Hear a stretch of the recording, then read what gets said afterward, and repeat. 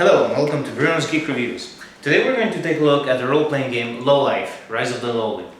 Now, first of all, what you need to know is to play this game, you actually need the Savage Worlds book.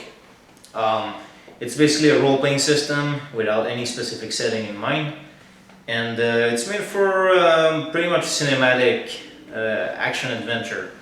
I'm not going to get in depth with the system itself because that would be for another video review at a later time. But let's just say that, just so you know, the Explorer's Edition is $10, give or take. So, you have all the main rules for miniatures, some monsters, vehicle rules. So, you get a lot of good content for $10. So if you're interested in Low Life and don't already have Savage Worlds, it's not this huge investment you have to make first. This is very, very accessible and cheap. So very well. That aside, now let's get to the main dish. Low Life. Now again, I'm going to be very, very specific and repeat myself. I'm not going to discuss the rules of Savage Worlds because that would be its own review. I'm going to talk mostly about the setting and the quality of the books and that kind of stuff. Now, Low Life. What is it? Well, in one way, it's really different from all the other role-playing games you've ever played, and in another way, it's very similar. What do I mean by that? Well, in one aspect, it's a very classic, almost D&D-like type of game, where you have adventures and monsters and places to explore. Now, what makes it different? First of all, it's comedic, it's humoristic. What do I mean by that? Do I mean it's like kind of like a silly parody type of humor where people just goof around the whole time and don't really play seriously? No, actually no. The best way to play Low Life is to play it straight. Like, your characters are insane, they're weird, the world is weird, the religions make no sense to us at least, but to these inhabitants they make sense. The magic is really twisted to fit this mad setting. But to the characters that inhabit it, it's normal. It's a normal world. You have, basically what you have is a world that went through many ends of the world. Like the Earth has been through nuclear apocalypses and what have you. It's been through hell. And then you play in this future, not wasteland, because there's lots of civilizations and cities and whatnot, but basically you play in this new faraway future world and what remains of it. And the characters are the new sentient races of the world after humanity has gone. So I'm going to try to make it quick, but I think we're going to go through all the races because they're really peculiar and I want to give a good idea of what you'll find. I'll try to make it quick. You have the Bulls, beings of dubious lineage, who are apparently the descendants of humanity, so they're descendants. So let's take a look at the picture there. As you can see, they don't really look much like us. Have here, there's one character with an arm on the forehead, and you have here one with the two mouths and everything. And as you'll notice, the art is really solid. It's really good art. This is actually, this whole game has been created, drawn, and written by a single person, Andy Hub, who's worked in role-playing games before. But this is his creation. And Andy, for people who have been following my blog, as you'll know, I've already done an interview with him. So if you go to my blog, simply in the search section, just type interview or Andy Hub or Low Life, and you should find pretty quickly the interview. Really nice guy, really original creator. So anyway, I'm digressing big time, but what I mean to say is you get a really good quality material for your dollar there. You have the Creamfillions, who are sentient snack cakes and actually a very badass warrior race. Well, not all the time, like every individual will differ, but in general. Then you have the Croaches, or cockroaches of course, and most of them have 4 arms, that's pretty cool. You have the Horks, who are usually pretty bad guys, not always, and they're covered in mucus.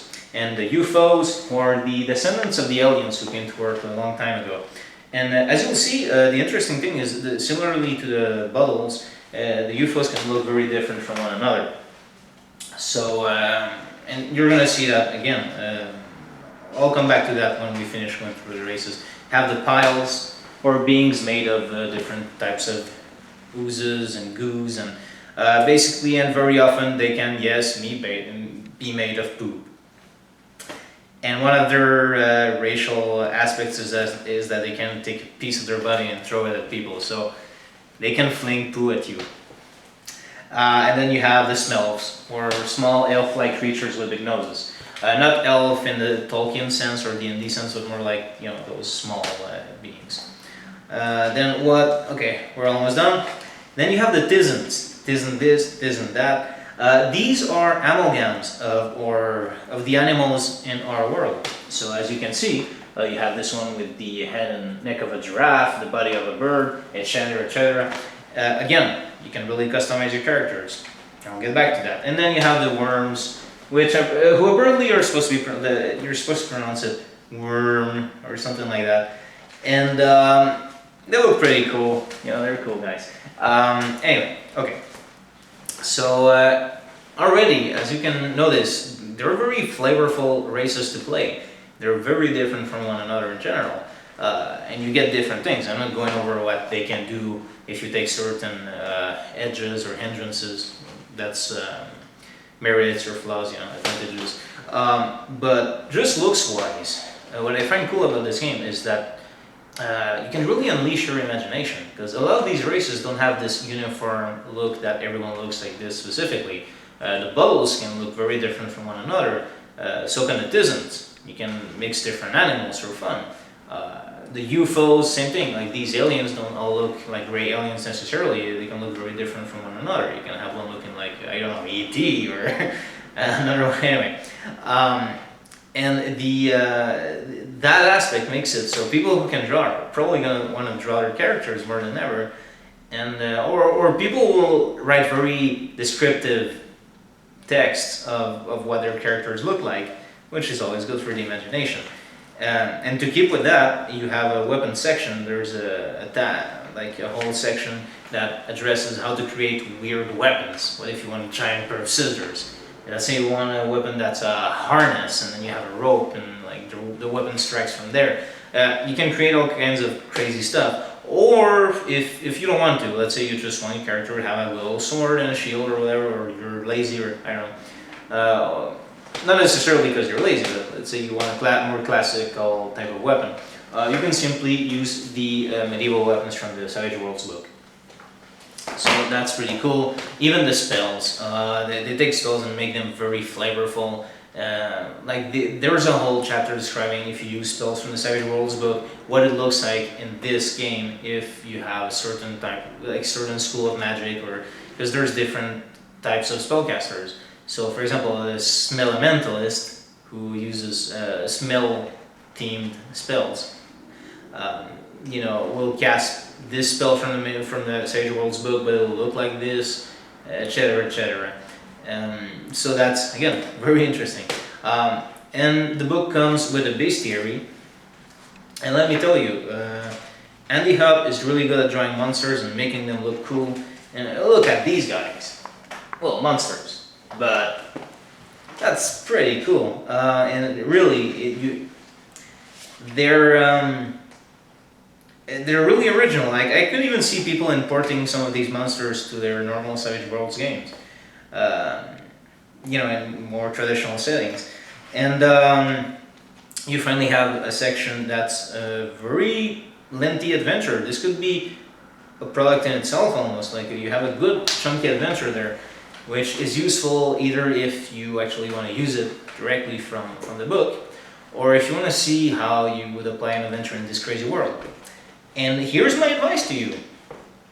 It's going to sound weird because this is a comedy game, so, but this is a very, very rich world. It's kind of like it's reminding me of Terry Pratchett in the sense that, yes, it's comedy, but it's really well done. It's comedy taken seriously for the writer, he puts effort and details into that. He puts good ideas. It's not just parodies, like random stuff. Like for example, this has nothing to do with the D20 version of Munchkin. I'm not talking about the card game, but Munchkin at some point did a tabletop RPG, which was pretty much a parody of D&D 3rd edition, and you had things that were jokes, they were metagame jokes.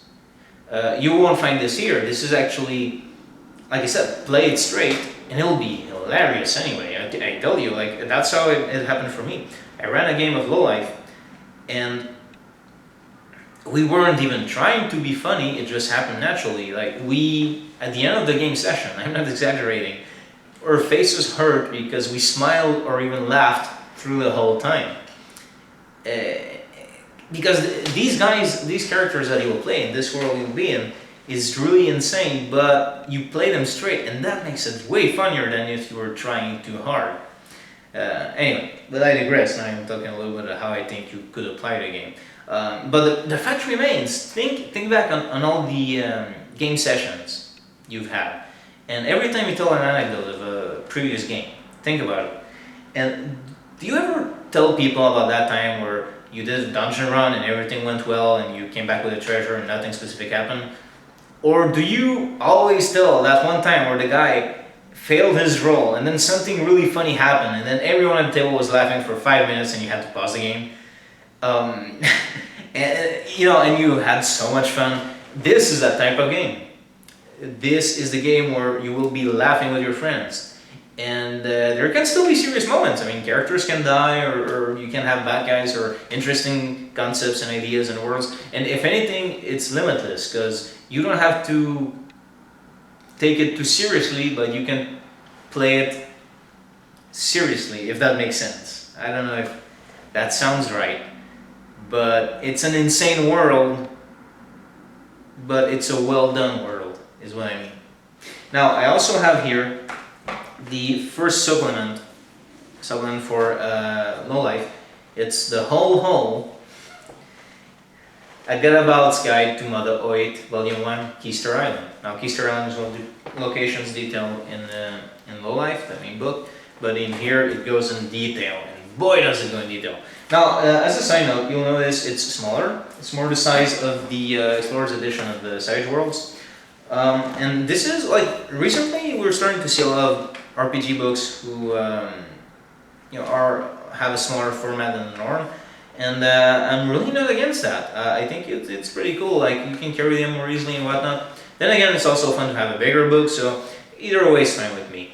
Anyway, so this is our first guide in what will be a series of guides detailing the locations described in the main Lowlife book. And if it continues long enough, I imagine describing new ones after that.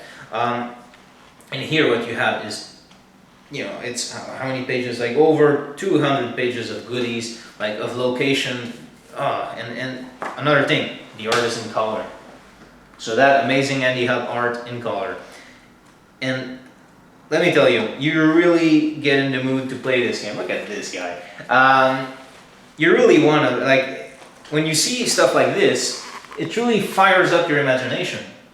In my previous review, I was kind of like talking about how the Star Siege Event Horizon from Troller Games, one of its flaws, not the game itself, but how the books, was that there were no pictures to make you want to play that kind of game, to fire up your imagination, your ideas, and think about it.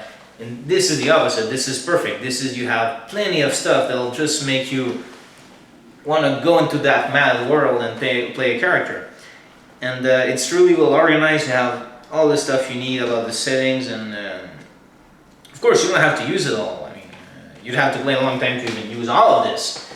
So in itself, this source book is really one of the best ones I've seen for any line of games, because the amount of material you have, and the quality of the book, and the pictures and everything, and the color, it's really, really impressive. And at the end of the book you have some new races, and let's start with my favorite ones of all of Lowlife now. The fun guys. They're mushroom people. Get it? Fun guy? Anyway, the females are fun gals. These guys are amazing. They actually can fire up spores, and depending on your character, you get the choice of the type of spores that your character will create. You can stick enemies in a certain place, or you can make them go to sleep, or make them hallucinate, anyway, stuff like that. so that's pretty cool. Then you have the flues, who are flies without wings, basically. And everyone hates them. They give penalty to charisma because no one likes them. And then you have the snails, who are snails, of course. And they're pretty funny. I like their description, how they have a shell, it gives them protection, but they can't even run because it's too cumbersome. So, it's stuff like that, it's funny details about the races that you can play. It's a really cool world with crazy monsters, and what I like is that you can come up with pretty much any crazy idea and have a way to make it fit in there, whereas, in other games you have to keep it a certain tone. This isn't the case with this, you can just have fun. And yeah, as I said before, the thing about role-playing games is we remember those times when we were laughing and having fun with friends, and this is a perfect game for that. And my advice to you, again, this isn't something that's said specifically in the books, but my advice would be play it straight, play it seriously.